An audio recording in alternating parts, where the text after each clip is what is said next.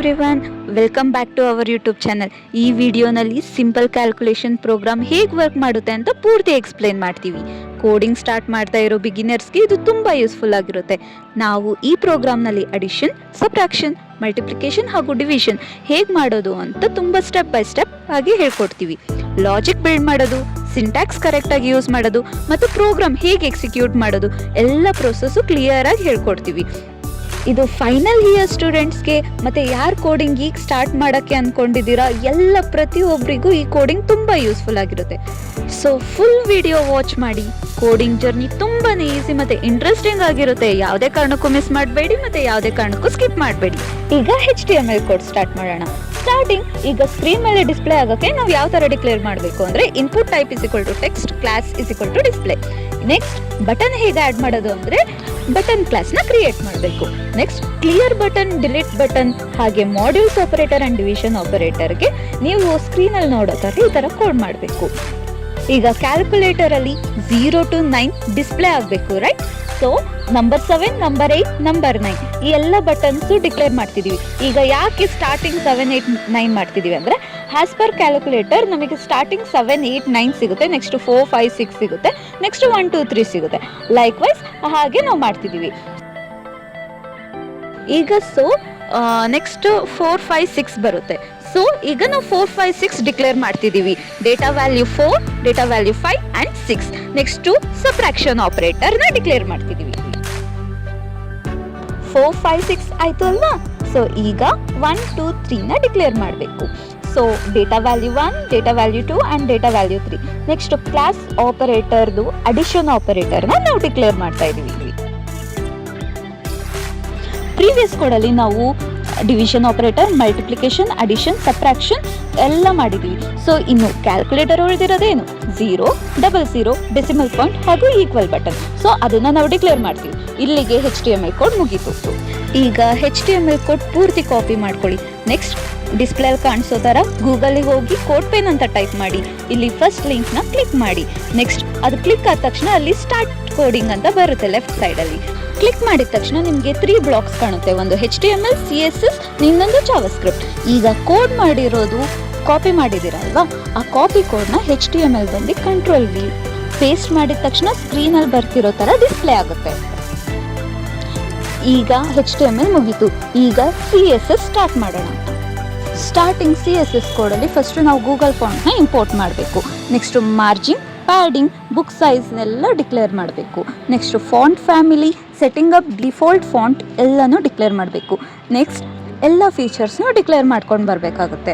Full height, enable flex box, centre items horizontally, greyish background, ಈ ಥರ ನಿಮ್ಗೆ ಯಾವ ಕಲರ್ ಬ್ಯಾಕ್ಗ್ರೌಂಡ್ ಬೇಕೋ ಅದನ್ನು ನೀವು ಡಿಕ್ಲೇರ್ ಮಾಡ್ಕೋಬೋದು. Relative positioning, set maximum width, make it responsive, rounded corners, inner spacing, white background, light shadow effect. ಈ ಕೋಡಲ್ಲಿ ನೀವು ಎಕ್ಸಾಂಪಲ್ ವೈಟ್ ಬ್ಯಾಕ್ಗ್ರೌಂಡ್ ಬಿಟ್ಟು ಬ್ಲ್ಯಾಕ್ ಹಾಕ್ಬೋದು.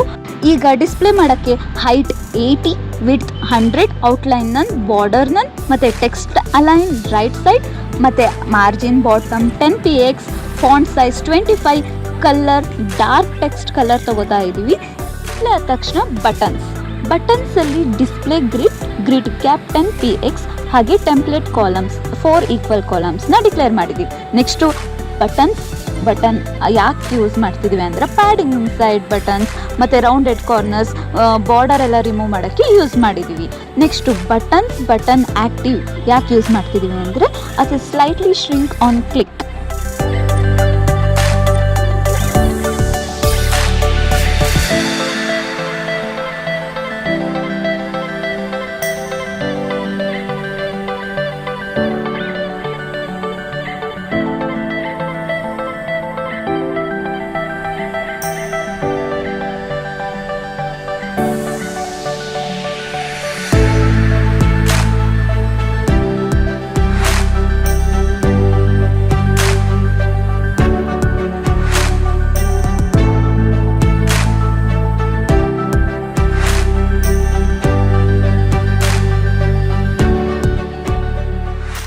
ಸ್ಟಾರ್ಟಿಂಗಲ್ಲಿ HTML ಅಲ್ಲಿ ಡಿಕ್ಲೇರ್ ಮಾಡಿರ್ತೀವಿ.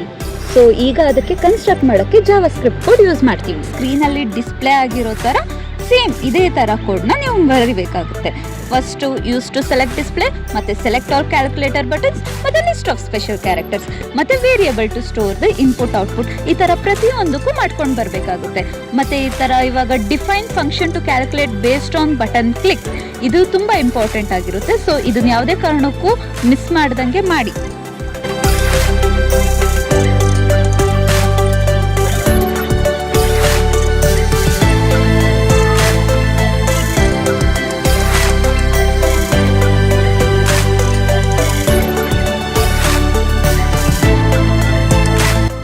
ಈಗ ಎಂಡ್ ಆಫ್ ದ ಕೋಡ್ ಬಂದಿದ್ದೀವಿ. ಸೇಮ್ ಆಸ್ ಇಟ್ ಇಸ್ ಈಗ ಡಿಸ್ಪ್ಲೇ ಮತ್ತು ಬಟನ್ ಕ್ಲಿಕ್ ಲಿಸನರ್ ಕಾಲ್ಸ್ ಮಾಡಬೇಕು. ಸ್ಕ್ರೀನಲ್ಲಿ ಡಿಸ್ಪ್ಲೇ ಆಗಿರೋ ಥರ ಕೋಡ್ ಮಾಡಿ. ಈಗ ಪೂರ್ತಿ ಜಾವಾ ಸ್ಕ್ರಿಪ್ಟ್ ಕೋಡ್ನ ಕಾಪಿ ಮಾಡಿ ಮತ್ತು ಕೋಡ್ ಪೆನ್ಗೆ ಹೋಗಿ ಜಾವಾ ಸ್ಕ್ರಿಪ್ಟ್ ಬ್ಲಾಕಲ್ಲಿ ಪೇಸ್ಟ್ ಮಾಡಿ.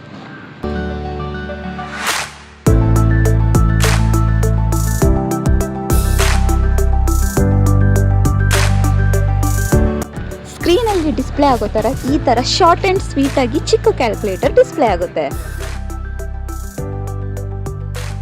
ಈಗ ನೀವು ನೋಡ್ತಿರ್ಬೋದು ನಾವು ಹೇಗೆ ಇನ್ಪುಟ್ ಕೊಡ್ತೀವಿ ಹಾಗೆ ಪರ್ಫೆಕ್ಟ್ ಕರೆಕ್ಟ್ ಆಗಿ ಔಟ್ಪುಟ್ ಬರ್ತಿದೆ. ಈ ಥರನೇ ತುಂಬಾ ಪ್ರಾಜೆಕ್ಟ್ಸ್ ಇದೆ. ಇದೇ ಥರ ನಮ್ಮ ಯೂಟ್ಯೂಬ್ ಚಾನಲ್ನ ನೋಡ್ತಾ ಇರಿ. ಲೈಕ್ ಮಾಡಿ, ಶೇರ್ ಮಾಡಿ, ಸಬ್ಸ್ಕ್ರೈಬ್ ಮಾಡಿ. Thank you for watching. Stay tune to our channel.